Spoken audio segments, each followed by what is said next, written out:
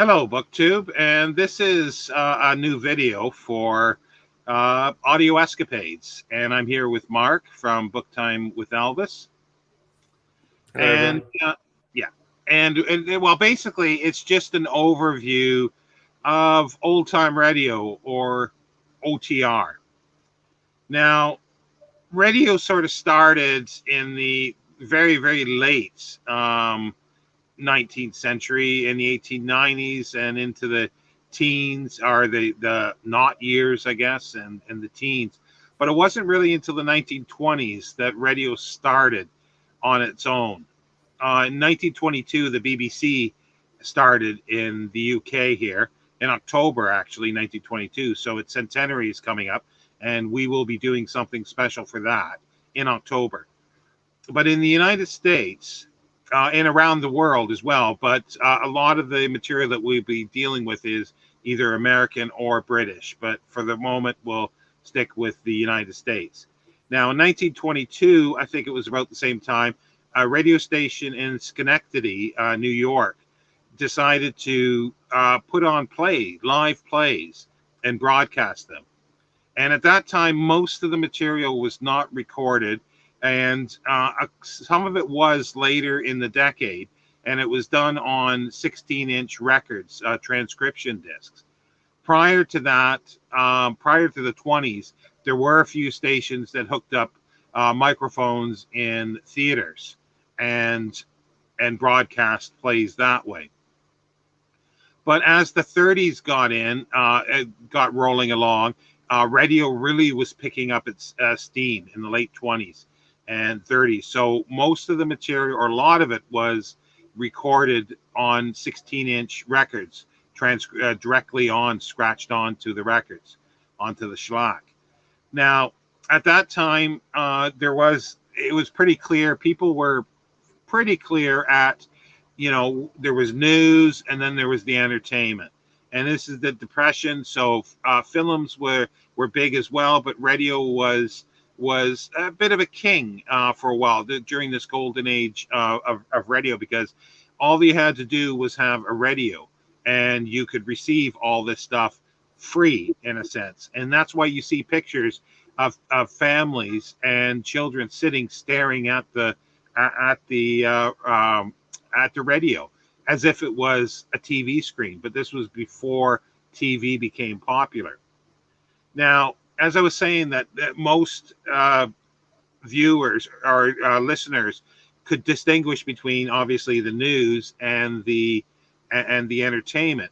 But Orson Welles shook that up a little bit, or at least the story goes that with his War of the Worlds, he mixed um, reporting and fiction. So people thought it was actually a report, and hence everything that came from it. We will be looking at this at a later date as well. And this just continued. There was dozens and dozens of shows. There was comedies, there was game shows, there were soap operas, there was children's programs, and it went right through the Second World War as well, with a lot of reportage through the Second World War, and there is still there extent you can listen to certain stations a complete day of reporting and playing entertainment throughout the whole day, almost a 24-hour period. We'll get to that in a few moments as well. And as I say, there were actors like Orson Welles started. For the musicians, Bernard Herrmann had started, who it got his big fame with Alfred Hitchcock and films later on. But there was writers that started. Rod Serling started writing in radio. That's what he wanted to do, was radio. But by that time, radio was waning a little bit. But there was other big writers like Norman Corwin that wrote, and these are legendary writers of the old time radio era. And Norman Corwin was very influential for many writers, including Rod Serling, but even more recently, writers like J. Michael Straczynski for Babylon 5. Yes, I had to get that in there, Mark. And I can even get Clifford Simak in, because in the 50s, there were some great science fiction radio shows called X-1 and Dimension X.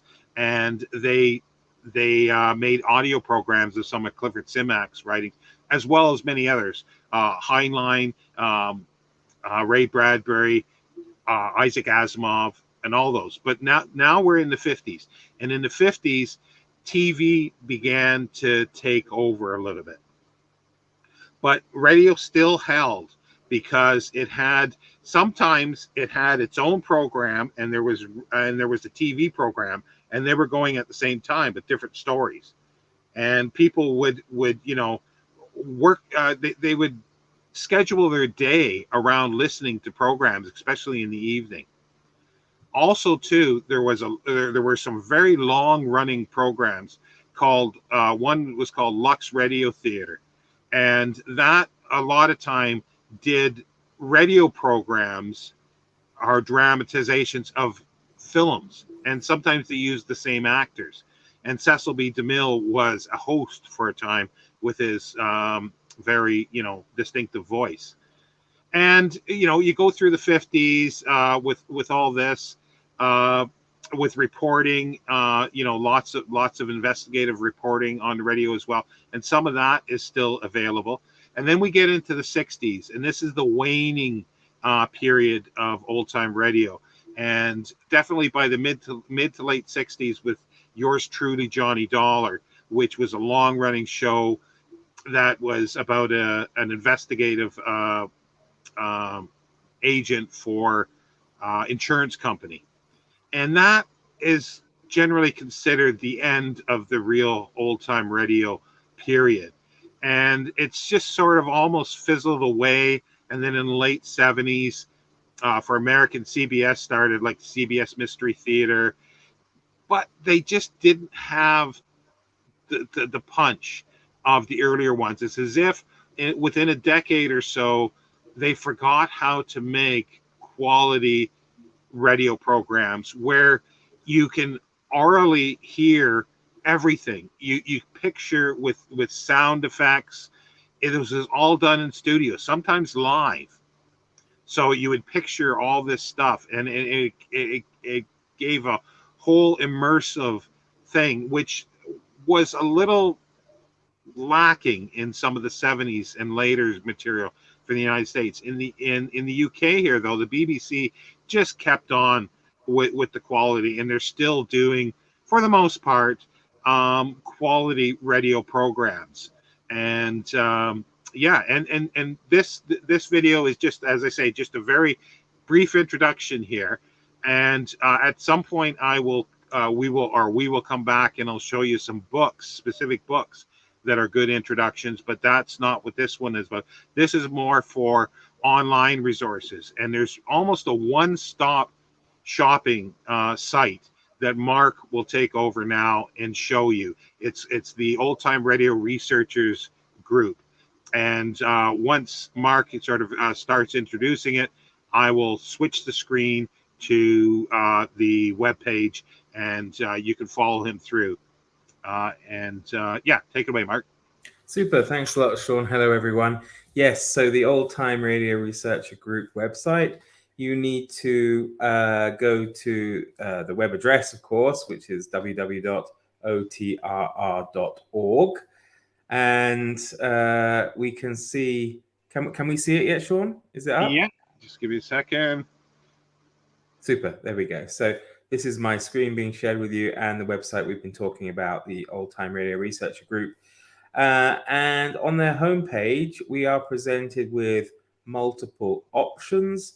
We can go, for example, at the top here to the Otr Library, where it says there are over 60,000 episodes freely available. However, if you click on it and actually go there, you will see that there is actually more than that. There's close to 90,000 files from over 3,500 different programs. I don't know if I can you see it clearly there? Is that okay? Yeah, you can't see the full page, but it's just a search. Okay. But yeah, there we go. Yeah. Okay, so Yes, so you can search by programs or episodes, that kind of thing. You can start typing in the name of something you like. So I don't know, if we type in Sherlock Holmes, for example, we can click on that, and it takes us through all the different episodes that are available for Sherlock Holmes. If we click on one of them, does anything happen? Oh yeah, it pulls up in the player here, and you can listen to it here if you want to. And then let's go back to the main homepage here. One thing, Mark, I Yes. just wanted to say, you can download all those episodes in MP4, but there is, I think, a weekly limit or a daily limit that they have on their site. So it will take you a long time to download them all. Well, I guess that makes sense. But I suppose there's probably an alternative. You can download them from the other site as well, maybe, that we'll mention in a minute. So you've got that, the OTR library. Then we have a list of the sites or the series rather that have actually been researched, and you can see here the series by name. And if we, I don't know, click on one of them, let's click on Calling All Cars, it takes us through to another website, which is called archive.org. And this is a website that is also very useful for you because you can favorite different programs, therefore keep it so you can get it again. And it does give you options down here on how to download them.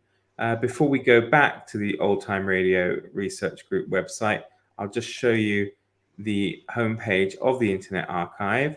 If you search it in, you can go to the OTRR page that they've got on this site. It just takes a bit of time to load. There we go. And if we click on it there, again, we have some shows, or all the shows really, listed down below, which you can choose to listen to. Let's just click on, I don't know, this one, Albert and Costello, and let's have a listen to sound.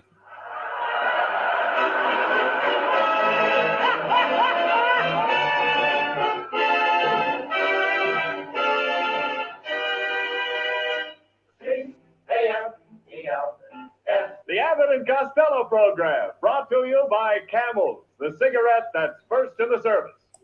Well, that's certainly a blast from the past. You're not going to get much cigarette advertising these days. Right, let's go back to the old time.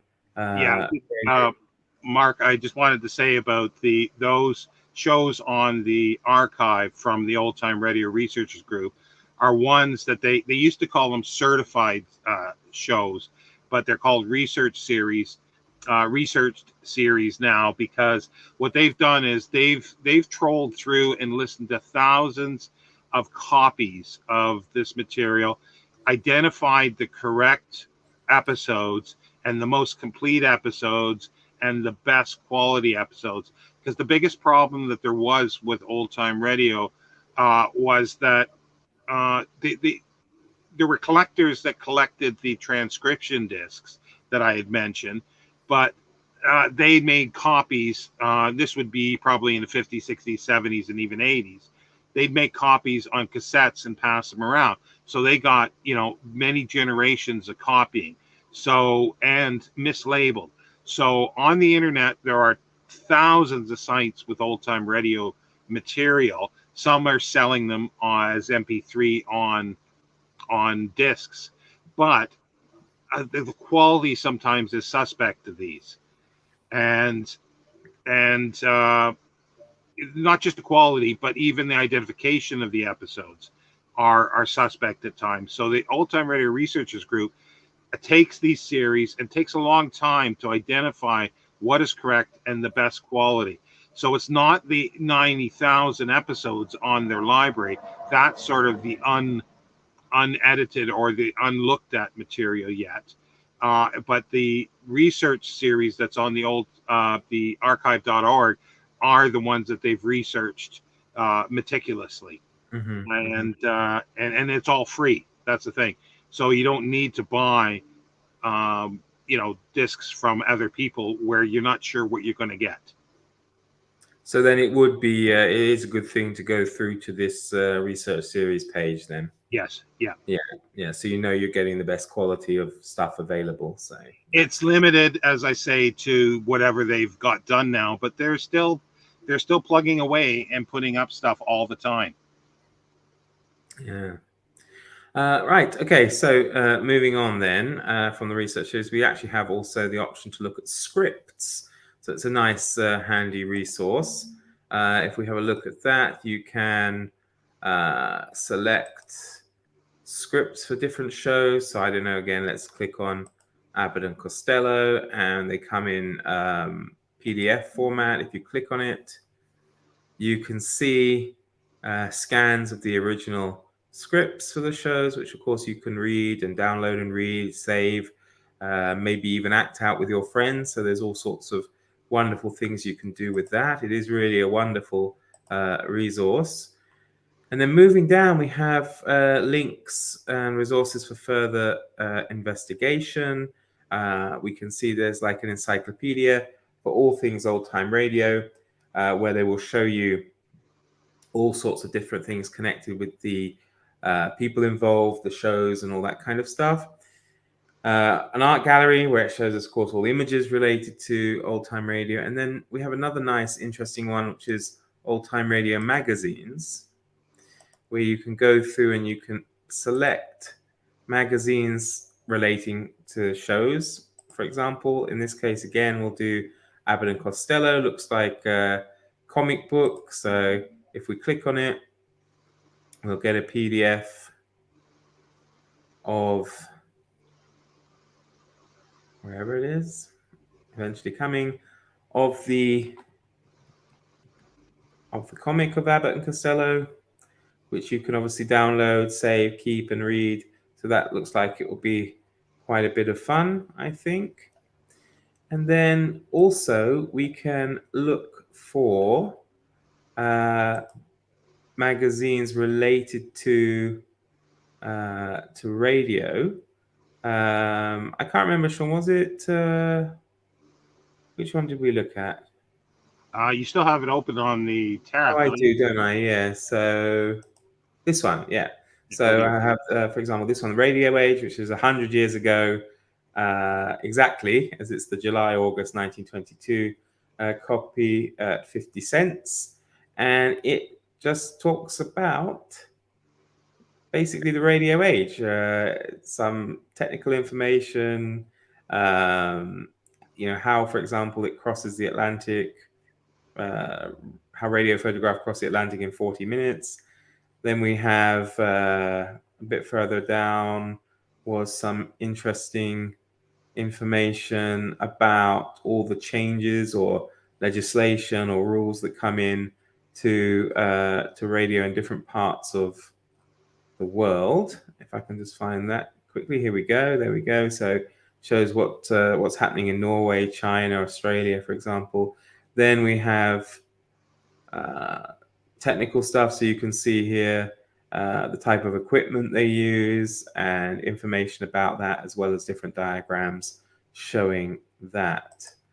Then anything else? They have their own newsletter here, which isn't old, but it's to do with the research program they're doing. You can also look at articles, and then we have links to other resources on the internet. So we have links to Australian radio, all sorts of different things here. So it really is, I mean, certain people might like this. There's an Edgar Rice Burroughs Tarzan.com, and it gives you all the information you need about Tarzan, including historical pictures and great articles and all that kind of stuff. So it really is an absolute treasure trove of information for all of us to enjoy. Sean, anything else I should add?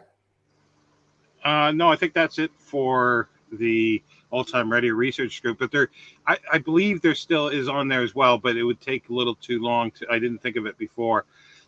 There are scans people have made of, say, the LA Times, the Chicago Times, the New York Times daily broadcast of the local radio stations. So you can go through and listen to it. Yeah, you could then create your evening if you wanted to, say in 1932, whatever day that you wanted to. You could almost create exactly what they had. Some of the commercials you may or may not have, but that's the other thing. The commercial that we heard there, it was not so much a commercial, but it was there were sponsors for these shows, and cigarettes was a big one. Wine was another one.